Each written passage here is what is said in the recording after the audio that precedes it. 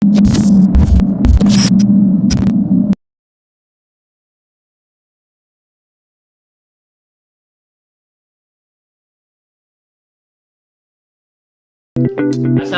warahmatullahi wabarakatuh. Salam sehat dan makin semangat.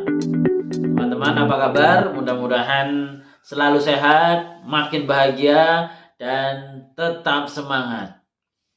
Berjumpa lagi dengan saya, Beta Sugiarso, di channel Beta Terapi, yang insya Allah terus membahas tentang motivasi dan berbagai metode terapi. Baik teman-teman, sebelumnya saya mengucapkan terima kasih teman-teman sudah like, sudah subscribe, dan sudah berbagi video-video di Beta Terapi. Harapannya makin bermanfaat, harapannya semakin meluas dan bisa diterapkan secara mudah dan efektif. Teman-teman, video sebelumnya kita membahas tentang hipnohitan. Kita masuk di tahapan yang pertama, yaitu tahapan yang paling kritis, tahapan pre-interaksi atau pre-induction. Baik, di tahapan pre-induction kemarin saya membahas tentang bagaimana kita menciptakan hubungan yang dekat, ya. Bagaimana kita akrab dengan seorang anak yang akan dilakukan hipnohitan. Nah, sehingga terlihatnya tidak seolah-olah langsung petik, langsung tidur. Padahal di baliknya itu ada tahapan-tahapan yang harus dilalui. Meskipun teman-teman, seolah tahapan ini tidak terlihat, ya. Sehingga kalau kita melihat yang sudah jago nih menghipnosis pada saat hitan ataupun yang lainnya, seolah-olah ngobrol aja biasa, tiba-tiba ceplek masuk dan langsung disugesti untuk menghilangkan rasa nyeri yang dialami. Nah, namun itu tadi ya yang saya sampaikan, bahwa itu semua di balik layarnya, ya, fase sebelumnya sebetulnya kita harus bisa mencermati apakah sudah dekat, apakah sudah akrab, apakah sudah klik, ya, sudah nyambung antara kita dengan klien. Nah, kalaupun sudah semuanya terlampaui, ya, artinya sudah terjalin hubungan yang sangat akrab, sangat dekat, dan dari diri kita pun sudah merasakan mantap nih mau melakukannya. Nah, kita langsung masuk ke fase-fase yang berikutnya, yang tentunya yang terlihat seolah-olah pada saat kita melakukan hipnosis, hipnoterapi, yang terlihat adalah fase induksinya, ya, fase induksinya dengan tepuk seperti ini, atau petik jari, atau dengan flying hand, dan berbagai macam metode itu bisa dilakukan. Atau dengan pendulum juga bisa. Nah, itu semua hanyalah pintu masuk saja tekniknya. Namun yang terpenting adalah fase kritis ini adalah di fase pre-interaksinya. Nah, baik. Bagi teman-teman yang berharap bisa instan, ya silahkan dipraktekkan. Tapi kalau berharap bisa mendalam dan bisa kuat pondasinya, ya ikuti terus video-video ini, karena saya memberikannya secara mendalam supaya akarnya kuat. Jadi bukan sebagai tukang hipnotis, ya, tapi sebagai seorang praktisi hipnosis yang punya dasar keilmuan yang kuat. Dan ketika mendapatkan feedback apapun, kita bisa berupaya secara maksimal sesuai dengan keilmuan. Baik teman-teman, setelah tahapan tadi menjalin keakraban, ya, setelah itu ada tahapan namanya hypnotic training. Nah, hypnotic training ini, ya teman-teman, ada dua hal. Yang pertama, kita menjelaskan kepada klien apa itu hipnosis, hipnoterapi, hipnohitan, bagaimana mekanismenya, untuk apa tujuannya, dan bagaimana nanti prosedurnya, sehingga klien atau orang tua klien, kalau ini anak-anak, ya, itu akan lebih nyaman, ya, sesuai dengan yang diharapkan. Jangan sampai mereka atau klien kita tidak punya gambaran mau diapain. Nah, khawatirnya mereka tidak percaya dengan kita. Kalau kliennya bisa kita jelaskan, sehingga klien akan lebih paham dan bisa mengikuti dengan mudah proses hipnoterapi, hipnosis atau hipnohitan ini. Nah, pada saat sudah jelas, kita perlu konfirmasi dong, apakah ini sudah bisa ditangkap dengan baik, apakah sudah jelas. Nah, apabila ada feedback, mereka mau menanyakan, silakan lakukan diskusi sampai mereka mendapatkan kejelasan yang benar-benar clear. Nah, harapannya ketika mereka mendapatkan informasi yang tepat, jelas, nah, mereka bisa melaluinya dengan terbaik. Nah, cara ini hanya akan dilakukan oleh seorang para praktisi yang memang punya pondasi yang kuat, punya keilmuan yang kuat, sehingga dia bisa menjelaskan bagaimana prosesnya. Ya, ketika klien menanyakan pun kita bisa menjelaskan secara mendasar, ya, secara keilmuan yang kita pelajari. Tentunya ini harus teman-teman dapatkan dari pembelajaran yang cukup mendalam, karena tidak bisa dong kita membantu orang hipnohitan, apalagi ini melibatkan pikiran bawah sadar. Kita hanya main-main, ya, kita hanya seolah-olah menjelaskan tapi tidak punya pondasi yang kuat. Apalagi ketika para orang-orang yang melakukan hipnosis ini menggunakan teknik-teknik yang sebetulnya berbahaya untuk pikiran bawah sadar.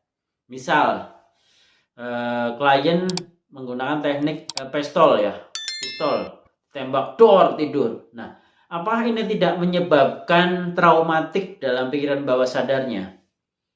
Padahal image-nya ketika orang ditembak itu satu kejadian yang menakutkan. Kenapa sih menggunakan teknik hipnosis dengan metode-metode yang menakutkan, yang membuat traumatik kliennya? Harusnya ini terapi loh ya, ini terapi. Harusnya kita menggunakan teknik yang cantik, teknik yang oke ya, sehingga teknik ini justru meningkatkan, menguatkan. Nah, semua ini harus dijelaskan di awal pada tahapan pre-induction, sehingga klien jelas kita mau kemana. Setelah dijelaskan, ya, kita konfirmasi. Nah, setelah itu kita lakukan hypnotic training. Kita bantu klien untuk masuk kondisi hipnosa, ya, dalam situasi yang alamiah. Tujuannya apa? Tujuannya supaya klien bisa mendapatkan pengalaman bagaimana sih rasanya dilakukan hipnosis. Ataupun orang tua bisa melihat bagaimana sih caranya nanti ketika anaknya mau dihipnosis. Bahkan ketika orang tuanya pengen merasakan pun boleh jadi mereka dilakukan hypnotic training sehingga bisa merasakan, oh seperti ini rasanya. Dan ini sangat penting teman-teman untuk mencegah hal-hal yang tidak kita inginkan. Misalnya ketidaktahuan klien, ya, kebingungan klien, bahkan sampai pada kecemasan klien. Yang tahu kan informasi di luar sana, hipnosis itu menakutkan, hipnotis itu pakai magic, ya, pakai aura-aura yang gaib misalnya. Nah, ini yang harus ditepis dan dibuang jauh-jauh. Karena dengan metode hipnosis ini kita menggunakan metode yang ilmiah dan alamiah. Dan ini bisa kita lihat prosesnya. Baik teman-teman, setelah kita melakukan hypnotic training, ya, kita melakukan tes sugestivitas. Tujuannya tes ini pertama untuk mengetahui seberapa tajam, ya, kepekaan klien, ya, seberapa bagus tingkat sugestivitas klien untuk masuk kondisi bawah sadar. Sebetulnya tes sugestivitas ini sudah terlihat pada saat kita melakukan hypnotic training tadi.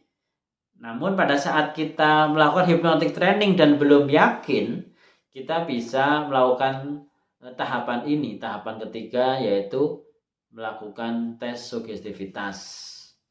Nah, teman-teman, bagaimana tes sugestivitas ini dilakukan? Kita akan menjelaskan dalam beberapa tahap, ya, karena tes sugestivitas ini terdiri dari berbagai cara. Harapannya teman-teman bisa menggunakan cara yang paling alamiah.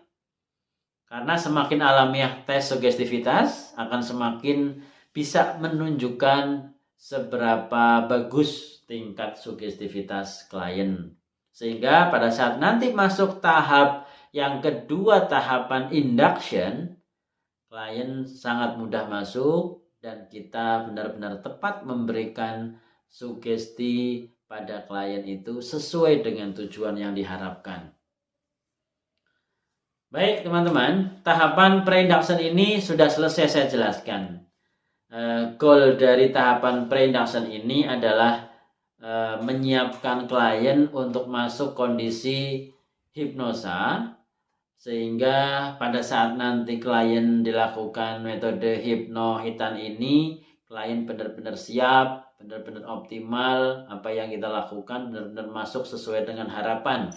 Dan ada kejelasan yang kuat tentang metode yang akan digunakan.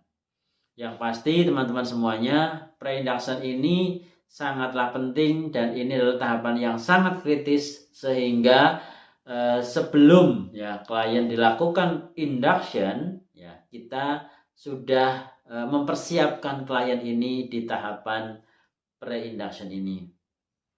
Dan teman-teman, yang pasti di tahapan pre-induction ini sudah clear ya, sudah jelas, klien sudah dilatih, sudah mengalami situasi seperti apa kondisi hipnosa.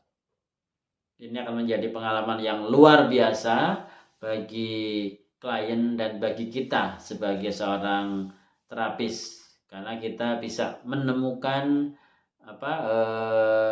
pembelajaran yang banyak pada saat kita bersama dengan klien. Pesan saya teman-teman, pada tahapan ini benar-benar kita lakukan dengan full ya, dengan feeling yang kuat, karena kita butuh kedekatan tidak hanya secara verbal, secara fisik, tapi juga secara rasa. Nah, ini hal yang benar-benar perlu ditekankan. Baik teman-teman semuanya, kita nantikan video berikutnya bagaimana melakukan tes sugestivitas dengan berbagai metode.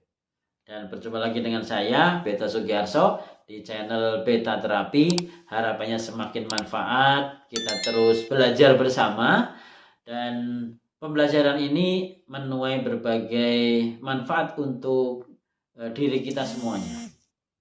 Demikian, terima kasih. Assalamualaikum warahmatullahi wabarakatuh. Salam sehat dan makin semangat.